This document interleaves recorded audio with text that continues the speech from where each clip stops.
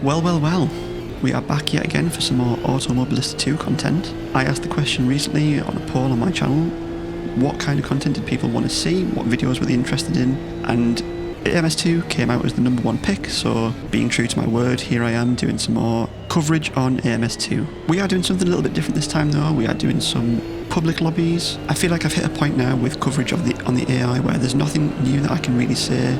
Every update they seem to get a little bit better, but obviously they still have their flaws, so a bit of a change of direction today and doing some online. As always though, before we go any further, if at any point you find yourself liking this video, please remember to hit the like button, and if you want to see more videos like this, please do consider hitting the subscribe button. It massively helps me out. So we've got two very different races today. The first one, which we're looking at now, is a Gen 1 GT3 race around the 90s version of Barcelona.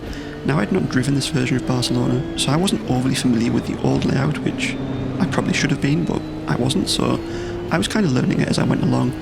But we qualified third, and after the first corner, everything was pretty much normal. There was no real dramas, no major incidents. It was pretty much smooth sailing all the way to the end, really. Obviously, I started in third and managed to retain that position at the very beginning, and we started to move away from those behind us quite quickly. However, first and second were just a little bit out of touch. They definitely had a lot more pace than what I had, and I wasn't really able to catch them at any point. I mean, that was probably partly because I didn't really know the track layout very well, but also I didn't make any adjustments to the car setup either. I simply got in, did a quick quali lap, managed to qualify third, which I was completely shocked at, and basically just hit go. Now, unfortunately for me, that pretty much meant that I ran a very lonely race up until this point here where P2 got into turn 1 just a little bit too deep and ended up losing the rear going into turn 2. What an unexpected tongue twister that was. Now at this point, P1's 5 seconds up the road and there's no way we're going to catch him, so sadly we are going to have to settle for P2, but that's more than good enough for me. It is only a public lobby, so it doesn't really matter where you finish, it's more about having fun than anything else, and it's certainly better than being taken out in turn 1. So all in all, a pretty good experience for my first public lobby. Started P3, finished P2, kept our nose clean. So as we move into race 2, this is where we see the duality of public lobbies. I'm starting 26th in a GTE race at a historic version of Hockenheim. Already, there's carnage straight away, just leaving the box. So I back out into turn 1 and just let people go. I'm taking it easy, I want to see this race through to the very end. And immediately there's more cars around. There's a Corvette facing the wrong way, which somehow we managed to avoid. I don't really know how, but we do it anyway. And already in the space of one corner, we're up to 20th. That's 6 positions in one corner. How is that even possible? Now, if you've not driven this version of Hockenheim, you won't be familiar with the layout. It's essentially just 2 very long straights broken up by 2 chicanes. And somehow we're going to see people losing the car in straight lines. So as we head into the first chicane, we've already managed to catch pretty much back up to the rest of the field, and we pick up a further 2 positions. So in the space of 2 corners, we've gained 8 positions, and this is just the first lap. So as we continue down this very long straight, we can see the guys up ahead are jostling for position and somehow manage to crash into each other in a straight line. And again, we managed to avoid a car that's coming across the track. I don't know how that's possible, and again, I can't see a thing, but somehow we survive it once again. So that's now P16, so that's 10 positions. If only it could be this easy to gain positions in all races.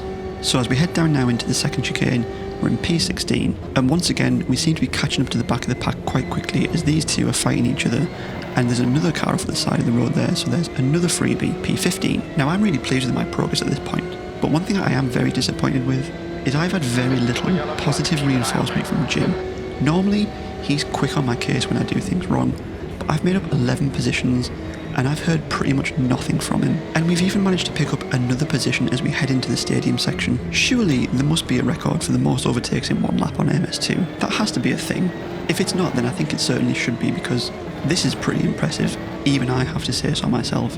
And there's got to be no way we can make any more positions. Surely not. But then again, I could be wrong. So as we cross the line at the end of lap 1, that brings us to a fairly impressive 16 positions in one lap, and we've just had our first congratulations from Jim. Now, unfortunately for me, it's around about this time that I start to get that nagging feeling in the back of my head that there's a very real possibility that I'm not going to have enough fuel to get to the end of this race. And as I discovered earlier when cycling through the MFD, there's no refueling either, so I might have just done all of this work for nothing. I mean, if that's the case, it's not the end of the world. These custom lobbies, they're all about having fun at the end of the day, and where else can you get this kind of content variation? It's often so easy to get caught up in what is the most realistic sim out there, but we often forget to think about what's the most fun, and for me, I think AMS2 ticks that box. It's incredibly easy to get burnt out on chasing down your I rating or trying to pump up your driver rating on LMU, and forget about what it is that these things are actually here for. They're video games and they're all about having fun. However, that's probably branching into a topic that could likely benefit from its own entire video on what's fun and what's realistic, and how the line so often gets blurred between the two things. Anyway, getting back to the race, it's at P10 currently, and there's definitely an opportunity for us to move even further forward, despite the fact that there's a good chance that we're not going to finish this race. But I'm not going to let that worry me. I'm having too much of a great time at this point. Something which I also need to mention, and probably should have done sooner, is that I'm using DanielKart's latest version of his custom force feedback file, which, if you've not tried it yet, you really need to go and do that, because for me, this has been the best version by far. Obviously, these custom force feedback files, they don't change the physics and the way the game works, however what they are very good at is masking a lot of that.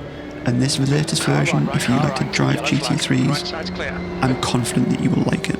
In my opinion, this latest version definitely removes a lot of that floaty and slidey feeling that people talk about. So if that is still a bit of a sticking point for you, go and download the file, give it a go, try it out, and just see how you get on with it.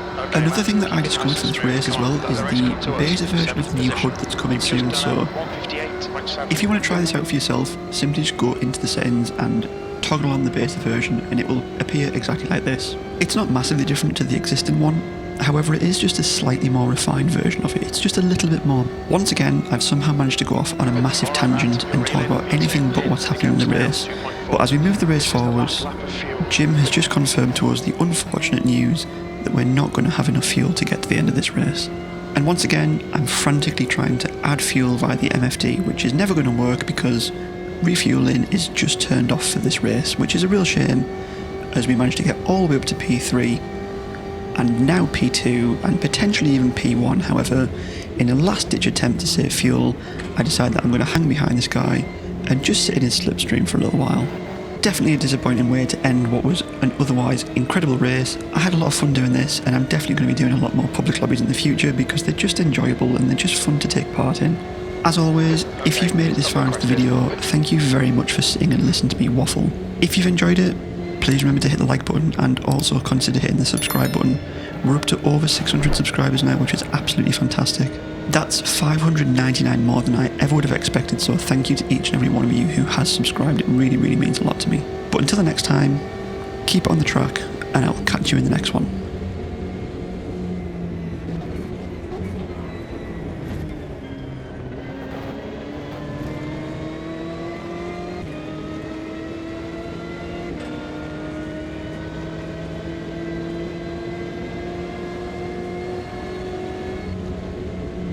In this lap, box this lap, pit crew is ready. Got double yellows, double yellows.